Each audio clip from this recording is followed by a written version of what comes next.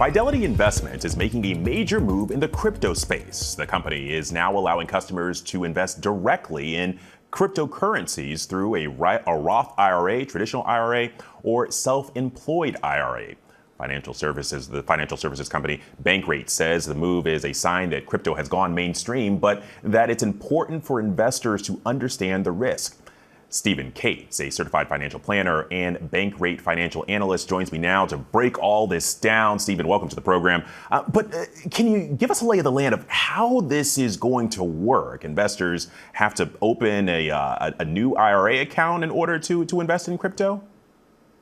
That's correct. So this type of IRA is different than the regular traditional Roth IRAs that most people might be familiar with. It's referred to as a self-directed IRA, which is meant for holding alternative assets, whether that's physical real estate or physical precious metals, or in this case, cryptocurrency.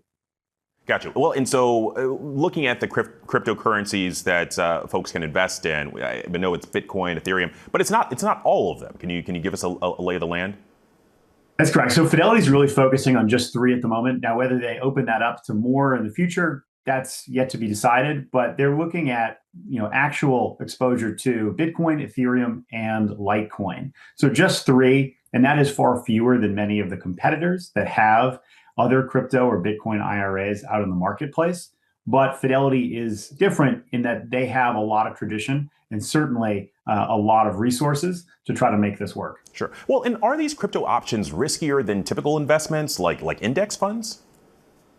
Yes, unequivocally, yes, they are. But there is some benefit for certain investors who have a high risk tolerance. There's relatively low correlation to traditional assets like stocks or bonds. So investing a little bit of assets into cryptocurrencies, whether it's Bitcoin, Ethereum, or Litecoin, can give you some diversification benefits. And that's something that each investor has to decide whether they want to take the risk for.